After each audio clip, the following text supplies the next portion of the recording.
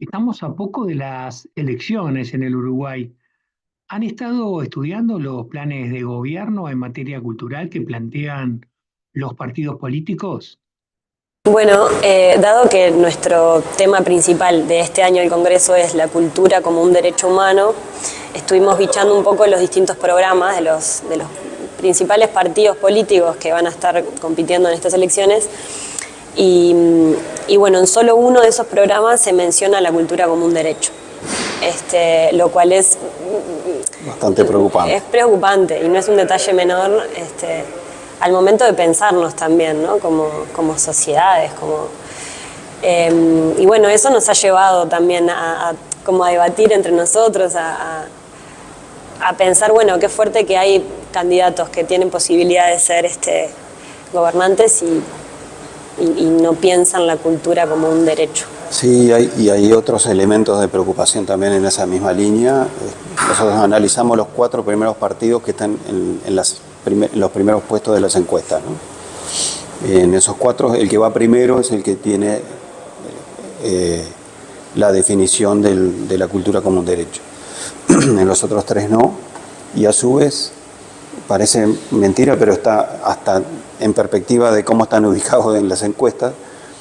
El primer partido es el que tiene mayor desarrollo en perspectiva de propuestas culturales, como de 7 carillas. El segundo tiene 3 hojas y poquito, 3 carillas y poco. El que va tercero, 1,5, y el que va cuarto, media carilla de propuestas culturales en un programa de gobierno. Entonces, de verdad nos impresionó porque nunca lo habíamos analizado con tanta profundidad en esa perspectiva, como que de fuera, ¿no? O como tratando de mirarlo objetivamente. Bueno, nosotros como gestores culturales, como parte del movimiento cultural de un país, si estos partidos salen gobierno, ¿qué van a hacer con la cultura? Cuando tengo atrás con media carilla en un programa político, decir, wow, es muy preocupante porque, bueno, esos 3 partidos que están en el segundo, tercero y cuarto lugar son referentes de la actual coalición de gobierno. Entonces, sin entrar en discusiones de política partidaria, como gestores decimos, bueno, es una señal, al menos es una señal de alerta que todo el sistema cultural tiene que prepararse para decir, bueno, si se gana nuevamente la coalición actual, las perspectivas de la cultura por lo menos van a tener ruiditos en la lógica de conformación de políticas, ¿no? Claro, todos esos van a tener representación en el Parlamento, también son gestores de políticas. Exacto. ¿Por qué pasa eso? ¿Por qué creen que pasa ese olvido? Creo que tiene que ver con este mismo debate que estamos planteando desde el Congreso de no ver o no considerar realmente la cultura como un derecho humano. Porque si hablamos de un derecho humano, hablamos de algo que es importante para la existencia de las personas. Y al no darle ese lugar, entonces lo que queda en duda es, ¿está considerado esto como algo que hay que preservar, cuidar y fortalecer y nutrir y desarrollar, ¿no? Entonces sí, ahí es donde aparece un poco la preocupación. Y a su vez, como que no está instalado en el sistema político, en los medios de comunicación, incluso en la propia sociedad, que, a ver, cuando se vulneran determinados derechos humanos, en general la prensa y la sociedad toda dice, wow, derecho a la vida, derecho a la salud, derecho a la alimentación, a la vivienda, incluso.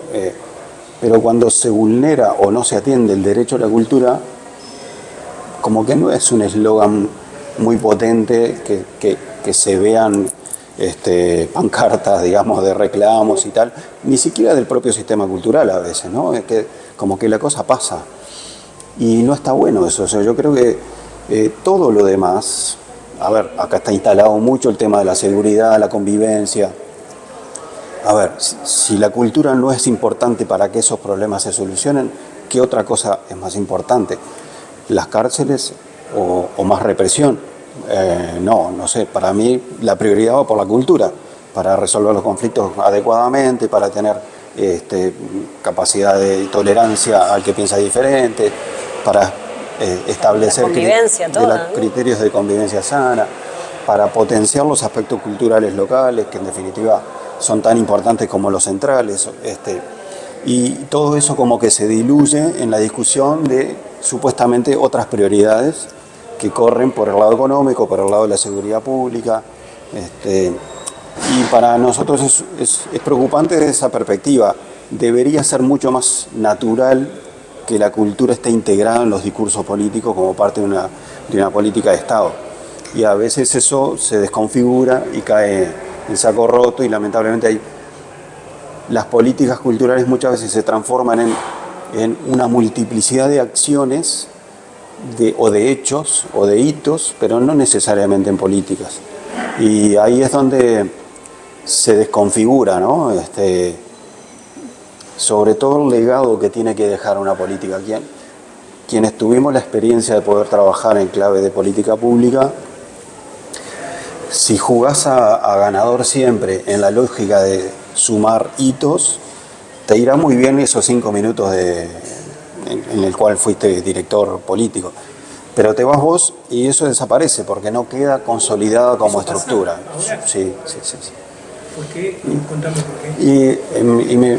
Mira, yo tenía una máxima que me enseñó un político catalán, que era el gobierno gobierna pero no necesariamente ejecuta.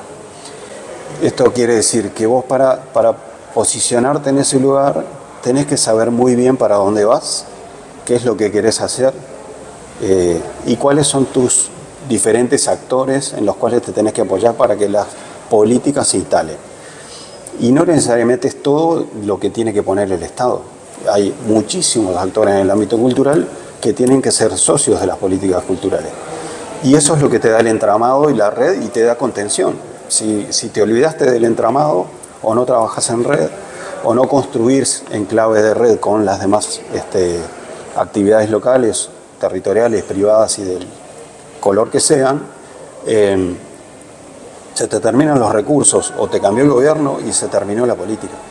Y eso es lo que creo que no nos podemos dar el lujo como país, que tenemos un montón de recursos, porque no son pocos los recursos que hay, podrían ser más, sin duda, pero no son pocos los recursos que hay. El Estado, y aquí hablo del Estado nacional, del Estado departamental, el Estado municipal, y muchas veces interviniendo de manera desorganizada en determinados lugares, y no se potencia una política cultural que haga el cambio, ¿no? que haga la transformación definitiva como país cultural que mereceríamos tener, ¿no?